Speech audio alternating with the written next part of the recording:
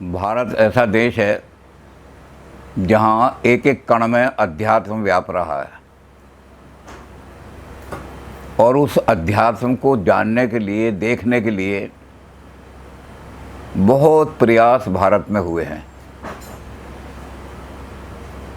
और उन प्रयासों के अंदर ये हुआ है कि बड़े बड़े संत, बड़े बड़े महात्मा, उन्होंने रास्ता खोजने की कोशिश की कि हम आत्मा को कैसे जानें, भगवान को कैसे जानें।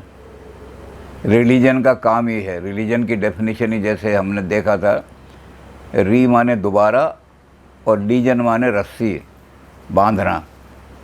तो आदमी जो है वो अपने मूल से, जो उसका मूल है, उस मूल से आदमी कट गया है और उस मूल के साथ आदमी को जोड़ना है। वो मूल क्या है? वो मूल है इस जगत का सृष्टा, इस जगत का क्रिएता। कोई सुपरनेचुरल पावर है जो इस सारे जगत को नियंत्रित कर रही है, सारे जगत को चला रही है। और वो ऐसी शक्ति है जिसको कोई गॉड कहता है, कोई अल्लाह कहता है, कोई रब कहता है, कोई यहोवा कहता है, कोई राम कहता है, कोई शिव कहता है। अपनी अपनी बुद्धि के अनुसार उसको सब लोगों ने देखा है। अब उस देखने के बाद ये हुआ कि कुछ लोगों ने कहा कि अध्यात्म को व्यावहारिक लाइफ में भी तो जीवन में लाना चाहिए, इसलिए परलोक के साथ साथ इस लोक के बारे में भी कुछ सोचना चाहिए। तो ऐसे लोग जो दोनों को जोड़ते थे, परलोक को और इस लोक को, ऐसे भी हमारे संत महात्मा बहुत हुए। और उसके कारण से जगह जगह विभिन्न संप्रदाय खड़े हो गए। जिसने जो रास्ता बताया वही पंथ खड़ा हो गया। क्योंकि सारे लोगों को हम कहते थे। इसके लिए एक बहुत अच्छा शेर जो है वो फारसी में है। फारसी में कहा है, बमै सज्जादा रंगी कुन गरत पीरे मुगा गोयद। अगर तेरा गुरु ये कहे कि कल अपनी जो नमाज़ पढ़ने की, यानी जिस आसन पे तू बैठ के नमाज़ पढ़ता है, भगवान की प्रार्थना करता है, तो बमै सज्जादा, वो सज्जादा जो होता है वो एक पवित्र आसन होता है जिस पर बैठ कर के मुसलमान नमाज़ पढ़ते हैं। हिंदुओं में भी आसन पे ही बैठ करते हैं। तो उन्होंने कहा कि वो जो सज्जादा है, पवित्र कपड़ा जिसको कि नमाज के लिए तू ये करता है, अगर तेरा गुरु ये कहे कि उसको कल शराब में भिगो के लाना, तो तू कल उसको शराब में भिगो के ले जाना। क्योंकि सालक बेखबर नबवद अजराहो रस्म मंदिल्ला। क्योंकि जो पहुंचा हुआ है, भगवान के पास पहुंच चुका है, जो उसे रास्ता पता है कि कौन सा रास्ता भगवान के पास ले जाएगा। तो गुरु पर विश्वास करके, क्योंकि सालक बेखबर नबूद, जो राह है, जो रास्ता है, उस रास्ते पे वो जा चुका है, तो उस रास्ते की एक एक चीज़ से वो फला जगह पुल मिलेगा, फला जगह पुलिया मिलेगी, वो उससे किसी तरह से भी अज्ञात नहीं है।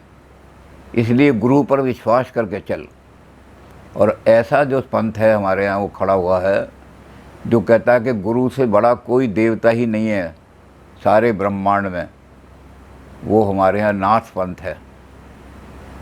नाथों में ये कहा गया है कि सबसे ऊंचा देवता गुरु है और इस गुरु की कृपा से ही आदमी का उत्थान होता है, नहीं तो आदमी का उत्थान नहीं हो सकता।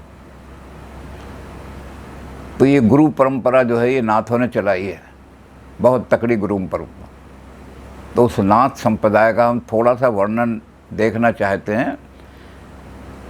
नाथ संप्रदाय का जो प्रवर्तक है, जिन्होंने नाथ शुरू किया है, नाथ संप्रदाय, वो आदिनाथ है। आदिनाथ माने जाते हैं। उनको श्रीनाथ भी कहा जाता है। कई जगह उनको श्रीनाथ कहा है, कई जगह आदिनाथ कहा गया है। और उनके स्वरूप का जो वर्णन किया गया है वो इस तरह किया गया है नाथ पंथ में कि उनके दाईं तरफ, उनके बाईं तरफ परब्रह्म परमात्मा जिसको हम शिव कहते हैं, वो शिव उनके बाईं तरफ विराजमान है और उनके दाईं तरफ उनकी निजा शक्ति, जो इच्छा शक्ति है उनकी, महामाया, वो बाईं तरफ विराजमान है और बीच में ये अखंड पूर्ण शिवत्व को धारण करने वाले श्रीनाथ जी विराज रहे हैं। इन्होंने ही सारे संसार को, ये अखंड शिव रूप हैं, इन्होंने ही सारे संसार को रास्ता दिखाया है। ये मोक्षप्रद हैं, मोक्ष देने वाले हैं और इन्होंने संसार में सबसे पहले योग की स्थापना की और ये कह दिया कि योग के बिना तो किसी भी पंथ में, चाहे वो वेदांत हो, चाहे वो सांख्य हो, चाहे वो मीमांसा हो, चाहे और भी कोई हो, बिना योग के आदमी जो है वो अध्यात्म को प्राप्त कर ही नहीं सकता। इसलिए जितने भी संसार के अंदर, भारत के अंदर जितने संप्रदाय हैं, बौद्ध भी योग को मानते हैं, बौद्ध योग, बौद्ध योग है, जैनियों का योग है, तो सारे जो हैं उनका अपना अपना उन्होंने योग को विकसित किया। कैसे? जो योग के यम हैं 5, वही बुद्ध धर्म के पंचशील हैं। जो योग के यम हैं 5, वही जैन धर्म के 5 रत्न हैं, महाव्रत जिनको कहते हैं। तो हमारे हिंदू और सनातन धर्मी नहीं, बल्कि जो भी संप्रदाय हिंदुस्तान में खड़े हुए हैं, वो योग के बिना आगे बढ़ ही नहीं सकते और इस योग के आदि प्रवर्तक जो हैं वो आदिनाथ ही माने जाते हैं। तो आदिनाथ ने, यानी हमारे यहाँ तो 3 तरह के आगम हैं। हमारे यहाँ एक वैष्णव आगम है, एक शैव आगम है, एक शाक्त आगम है। तो वैष्णव आगमों में भी ये माना गया है कि योग का सबसे पहला पाठ अगर किसी को पढ़ाया तो शिव ने पढ़ाया, वो सारा का सारा शिव का पढ़ाया हुआ पाठ है और शिव ही नाथ संप्रदाय के आदि शंभु हैं। तो आदिनाथ को यहाँ से हम प्रवर्तक मानते हैं। योग का भी प्रवर्तक वही हैं और नाथ संप्रदाय के भी स्थापित करने वाले वही हैं। अब नाथ संप्रदाय में बहुत गुरु हुए हैं, नाथ हुए हैं, लेकिन 9 नाथ जो हैं इनमें प्रसिद्ध माने जाते हैं। सबसे ज़्यादा 9 नाथ और 84 सिद्ध, ये सर्वत्र पूज्य हैं। महाराष्ट्र परंपरा में एक आध उन्होंने नाम और बढ़ा दिए हैं, लेकिन उत्तर भारत की परंपरा में ये 9 ही माने जाते हैं। अब उन 9 को हम देखते हैं कौन कौन से हैं। तो हम देखते हैं, सबसे पहले हमें दिखाई देते हैं भर्तरी दिखाई देते हैं। भर्तरी उच्च कोटि के योगी हैं, नाथ हैं। उन्होंने सब कुछ राजपाट त्याग दिया था, तो पहले भर्तरी आते हैं। भर्तरी के बाद फिर जब आगे चलते हैं देखने के लिए तो कृष्णपाद आते हैं। कृष्णपाद के बाद गोपीचंद आते हैं, फिर चरपटी नाथ आते हैं, फिर रेवण नाथ आते हैं, फिर गहनी नाथ आते हैं, पचंगी नाथ आते हैं, जलंधर नाथ, और उसके बाद में गोरखनाथ। गोरखनाथ के बाद भी और इसको जो मानने वाले तो आए, लेकिन गोरखनाथ जो है वो महायोगी हैं, महानाथ हैं। इसलिए नाथ परंपरा में इन 9 की पूजा होती है शिव के अवतार के रूप में। ये सारे शिव के अवतार हैं, इस रूप में इन 9 की पूजा होती है। सिद्ध बहुत हैं जिन्होंने सिद्धि प्राप्त की और मोक्ष को चले गए। 84 के नाम बहुत लंबे चौड़े हैं, तो 84 सिद्ध माने जाते हैं। अब इन्होंने क्या किया कि आदिनाथ जी जो थे उन्होंने तपस्या की बड़ी भारी, और उस तपस्या के कारण सबसे पहले उन्होंने हिमालय पर बैठ करके तपस्या की, और उस तपस्या के कारण से भगवान शिव जो है प्रकट हो गए और भगवान शिव ने अपना शिवत्व इनको प्रदान कर दिया। तो आदिनाथ जो हैं वो साक्षात शिव हैं, शिव के अवतार नहीं बल्कि साक्षात शिव हैं। भगवान शिव ने अपना शिवत्व इनको दे दिया। और जिस समय भगवान शंकर इनके सामने प्रकट हुए तो उनके कानों के जो कुंडल थे उनसे बड़ा प्रकाश चमक रहा था, ऐसे प्रकाशित कर रहे थे।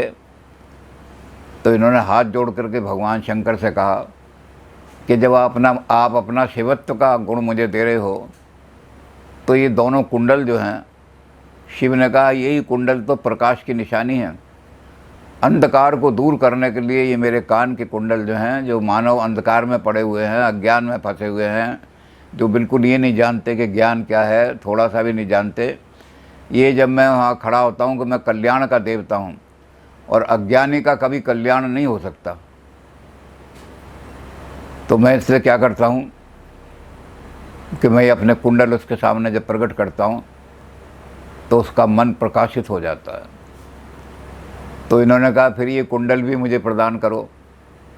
भगवान शंकर ने कहा कि कुंडल के, अपने कुंडल की बजाय उन्होंने कुंडल की जो छाया थी उनको प्रदान कर दी। इसलिए आदिनाथ ने ये कंपलसरी कर दिया, आवश्यक कर दिया कि भगवान शंकर के जो कुंडल हैं उनको हर एक नाथ धारण करेगा। तो इसलिए उन कुंडलों को धारण करने के लिए कान का नीचे का हिस्सा फटवाते हैं, उसको चिरवाते हैं और उसके अंदर वो कुंडल धारण कर लेते हैं। इसलिए बहुत सारे आदमी इनको, जो साधारण आदमी हैं, वो इनको कनफटे साधु कहते हैं और इनके कुंडल देख करके जो विद्वान हैं वो कह देते हैं कि ये तो नाथ संप्रदाय का आदमी है, नाथ है। तो ये कुंडल भगवान शंकर के दिए हुए हैं, संसार के अंदर प्रकाश फैलाओ और संसार को मोक्ष का मार्ग दिखाओ। तो आदिनाथ जी ने अपना सारा संदेश जो है, वो जितना भी ज्ञान था वो अपने परम शिष्य मत्स्येंद्रनाथ को दे दिया। मत्स्येंद्रनाथ जो हैं, इनको लोग मच्छंद्रनाथ कहते हैं, क्योंकि मत्स्य माने मछली भी होता है। तो मच्छेंद्रनाथ को सारा ज्ञान उन्होंने दे दिया शिव ने, ये शिव रूप हैं। मच्छेंद्रनाथ के ज्ञान के बारे में बड़ी कहानियाँ आती हैं, क्योंकि परम ज्ञानी आदमी मच्छेंद्रनाथ पैदा हुए। अब एक कहानी ये आती है कि स्वामी कार्तिक जो थे, उन्होंने कुलागम को समुद्र में फेंक दिया था।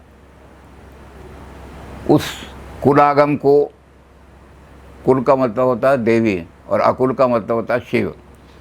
तो जो देवी की उपासना करने वाला जो आगम था, तांत्रिक आगम माने तांत्रिक, जो हमारे यहाँ दो परंपराएं चलती हैं, निगम परंपरा और आगम परंपरा।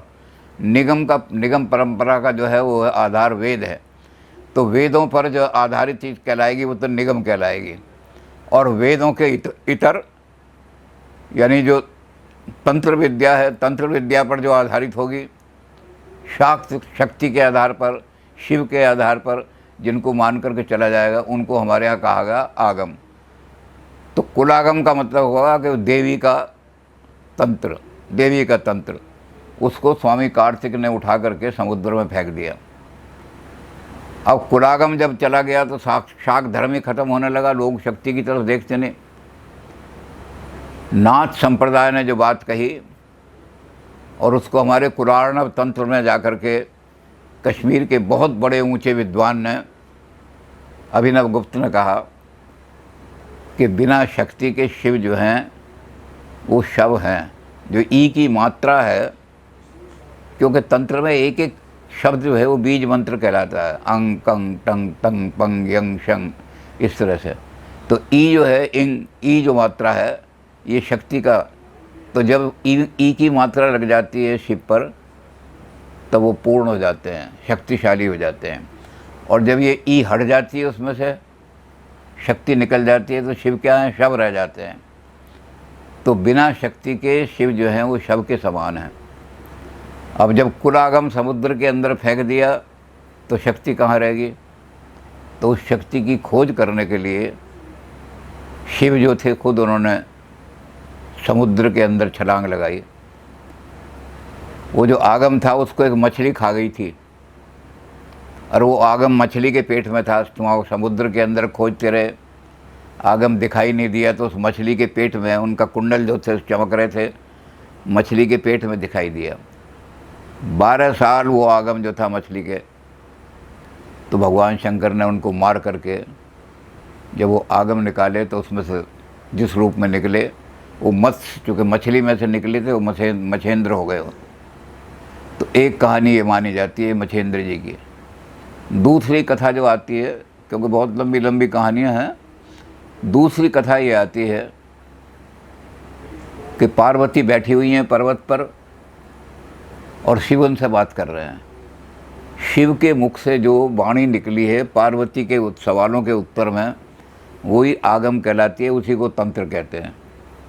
शिव मुखोक्त शास्त्र, शिव के मुख से निकला हुआ जो भी शास्त्र है और उन्होंने शक्ति को वो शास्त्र सुनाया है, उसको हम तंत्र कहेंगे। ये तंत्र है। जितनी बार भी उन्होंने पार्वती को ज्ञान में जो सुनाया उतने ही तंत्र बन गए, खड़े हो गए। तो पार्वती वहाँ बैठी हुई थी कि शिव आएंगे, तो आज शिव का रूप उन्होंने बड़ा विचित्र देखा कि शिव जो है मुंडों की माला धारण किए हुए हैं। तो उन्होंने हाथ जोड़ करके कहा कि आज ये क्या रूप है तुम्हारा? तो शिव ने कहा कि इसमें जितने भी मुंड हैं वो तुम बार बार मरती हो और तुम्हारा शरीर जो है नष्ट हो जाता है, लेकिन मैं तुम्हें त्याग नहीं सकता। तो मैं तुम्हें इस रूप में कि तुम्हारा मुंड यहाँ अपने हृदय के साथ लगाए रखने के लिए धारण कर लेता हूँ। तो तुमने जितनी बार जन्म लिया है उतने मुंड इसमें, जितनी बार तुम मरी हो। तो उसने कहा मैं बार बार मरती हूँ और आप अमर हैं, तो ये अमर वाला मंत्र जो है मुझे सिखाओ, मैं भी अमर हो जाऊंगी।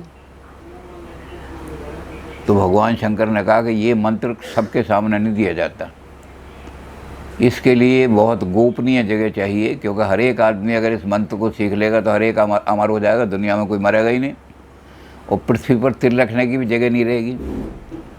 इसलिए इस मंत्र को मैं ऐसी गोपनीय जगह में दूंगा जहाँ कोई सुनने वाला ना हो। तो पार्वती को ले गए समुद्र के बीच में, और समुद्र के बीच में एक नौका के ऊपर पार्वती को बिठा करके शिव उपदेश करने लगे, अमर कथा सुनाने लगे पार्वती को। अमर कथा सुनते सुनते पार्वती को नींद आ गई। अब कथा बड़ी रोचक थी, बड़ी महत्वपूर्ण थी, इसलिए जब कहानी सुनाते हैं तो बीच में बच्चे, जो भी कहानी सुनने वाला, हुंकारे भरता जाता है। तो अब पार्वती सो गई, तो उन्होंने सोचा जो नीचे इस नाव के नीचे छुपे हुए मत्स्य बैठा था बहुत बड़ा, उसने जो सुना, देखा कि ये पार्वती सो गई हैं, शिव ज्ञान देना बंद कर देंगे, तो नीचे से हुंकारे देने लगा वो। तो शिव समझे कि पार्वती सुन रही है। जब शिव ने कथा अपनी समाप्त की और नाव को वापस चलने लगे, तो पार्वती ने कहा कि कथा तो मैंने पूरी सुनी नहीं आपकी, आप नाव वापस ले जा रहे हो समुद्र के किनारे, जितनी कथा। तो उन्होंने कहा भी हुंकारे कौन दे रहा था?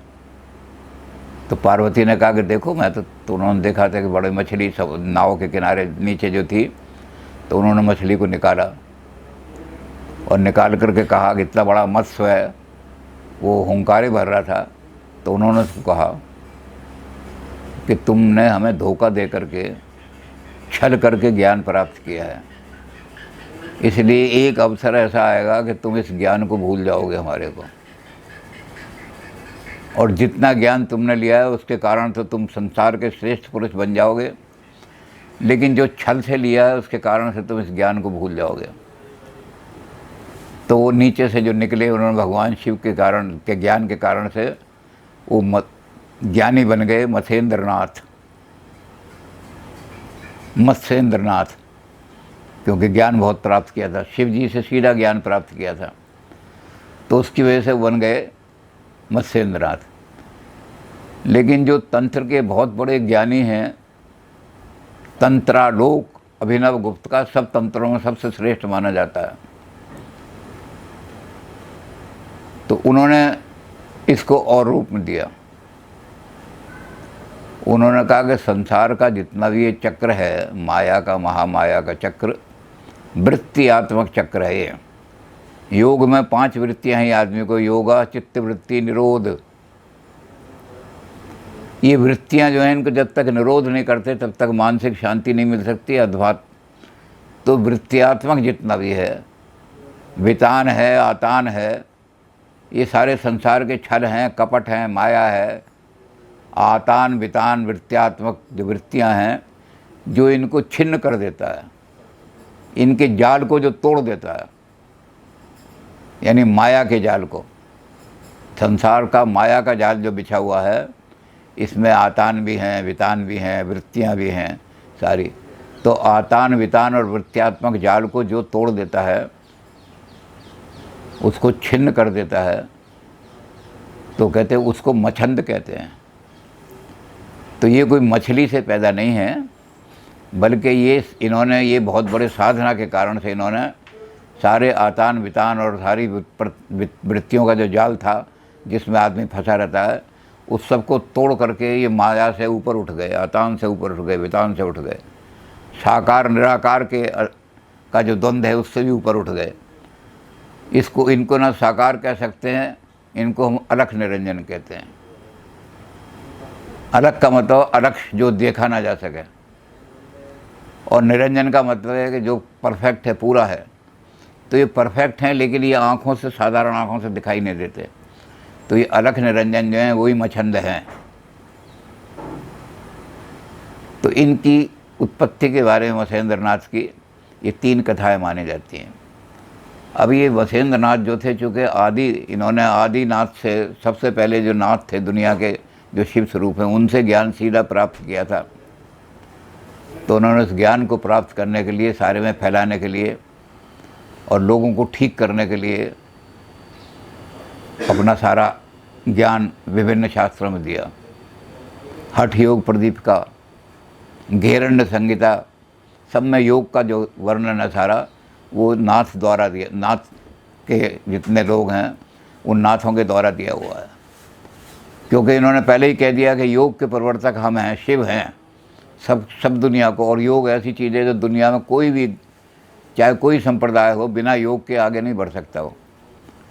तो इसलिए उस योग के लिए इन्होंने सबसे पहला काम किया कि इस योग को प्राप्त करने के लिए इन्होंने कहा कि आदमी अगर योग प्राप्त करना चाहता है और योग की क्रियाओं को करना चाहता है, योग की साधना करना चाहता है और महाशक्ति को जगाना चाहता है, तो महाशक्ति कब जागेगी? तो उन्होंने कहा कि 3 आपको पहले क्रियाएं करनी पड़ेंगी।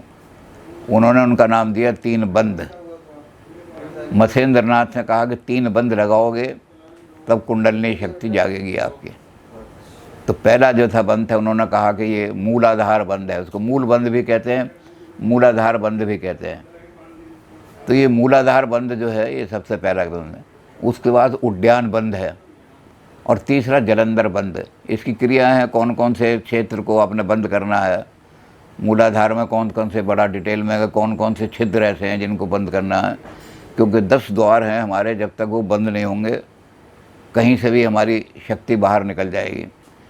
तो बंद लगाने का मतलब है कि शरीर की शक्तियों को अंदर ही समाहित करने के लिए इन्होंने 3 प्रकार के बंद दिए कि इस बंद को लोगे तब योग की साधना होगी, नहीं तो नहीं होगी।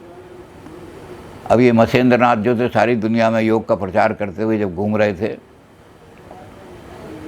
तो शिव का शाप जो था उसके कारण से ये जब कामाख्या में पहुँचे, कामाख्या के बारे में कहा जाता है कि कामाख्या के अंदर पार्वती की गोद में पार्वती के पुत्र जो हैं वो विराजमान हैं। कामाख्या मतलब आसाम का क्षेत्र, और आसाम का क्षेत्र जो है तांत्रिकों का अड्डा है। ये तांत्रिक जो थे, इन्होंने क्या काम किया था कि ये बौद्ध तंत्र वहाँ पहुँच गया था सारा। बौद्धों ने जो तंत्र बनाए थे वो विकृत थे सारे। उसमें वज्रयान और सहजयान 2 तंत्र जो थे वो सारे में विकार फैला रहे थे। उनको कौलाचार तंत्र भी कहा जाता है। जब वो बौद्ध तंत्र हमारे सनातन धर्म में आए तो उनका नाम कौलाचार हो गया। तो बौद्ध तंत्रों का वहाँ बहुत प्रभाव था। और जो वज्रयान है उसके अंदर साधना के जो 5 साधन दिए हुए थे, वो साधन उसमें ये फंस गए हमारे आदमी भी जा कर के। 5 साधन क्या हैं? मांस, मदिरा, मीन, मुद्रा और मैथुन। 5 माँ कहलाते हैं, 5 मकार, पंच मकार जो हैं, ये पंच मकार साधन हैं आपको सिद्धि प्राप्त करने के। तो ये सारे पतन के साधन हैं जितने भी हैं। अब जब मसेंद्र नाथ उस क्षेत्र में साधना करने के पहुँचे तो ये थोड़ा सा प्रभाव में आ गए उन बौद्धों के, वज्रयान के और सहजयान के। और फंस करके इन्होंने क्या किया कि वहाँ कदली वन था एक बहुत बड़ा, उस कदली वन पर जो राज करती थीं 2 महिलाएं थीं, एक का नाम था मंगला जो वहाँ राज करती थी, और एक का नाम था कमला। ये वहाँ राज करती थीं और वहाँ सारा विलासता का कार्यक्रम होता था। ये वहाँ उसमें फंस गए कदली वन में, और कदली वन में जो 16,000 स्त्रियाँ रहती थीं, नर्तकी रहती थीं, नाचती थीं, ये उन पर आसक्त हो गए जा कर के, और शिव का दिया हुआ ज्ञान जो थे भूल गए। तो गोरखनाथ इनके चेले इनको ढूंढते ढांढते पहुँचे कि गुरु ने तो ज्ञान मुझे देना था, कहाँ चले गए गुरु। तो ढूंढते ढांढते पहुँचे तो उन्हें पता लगा गुरु कदली वन में पहुँचे हुए हैं, और कदली वन में क्या विहार हो रहा है उसका बड़ा वर्णन है नाथ संप्रदाय के शास्त्रों में कि कितना वहाँ विहार होता। वहाँ तो स्त्रियाँ नाचती थी सारी की सारी। तो ये पता लगा कि कदली वन में गए हैं हमारे गुरु जी, तो ये वहाँ फ़ौरन पहुँचे, और इन्होंने जा कर के कदली वन में घुसने की कोशिश की। तो वो जो दोनों थीं महिलाएं, कमला और मंगला, उन्होंने अपनी दासी भेजी और उन्होंने कहा कि यहाँ योगियों, पुरुषों का, ख़ास तौर से योगियों का आना बिल्कुल वर्जित है। अगर यहाँ आओगे तो तुम्हारी बलि चढ़ा करके और जो देवी का सिंह है उसके आगे डाल दिया जाएगा, वो तुम्हें खा जाएगा, इसलिए अंदर घुसने की कोशिश मत करना। यहाँ तो केवल नर्तकी और स्त्रियाँ ही घुस सकती हैं। तो गोरखनाथ जी को बड़ी चक्कर पड़ा, उन्होंने कहा क्या करूँ। तो उसी समय वहाँ टाइम हो रहा था नाचने गाने का, तो एक नर्तकी बड़ी श्रृंगार करके वहाँ आई, और जब वो प्रवेश करने लगी तो गोरखनाथ जी ने उस जैसा ही रूप बना करके, नर्तकी का रूप बना कर उसके पीछे पीछे चल दिए। और जब वो अंदर पहुँचे तो नर्तकी ने अपना नृत्य शुरू किया, तो इन्होंने भी नृत्य शुरू किया। लेकिन ये जब नाचते थे घुंघरुओं से, तो ये गुरु के पास तो जा नहीं सकते थे। गुरु कहते तू मुझे ज्ञान देने वाला कौन होता है।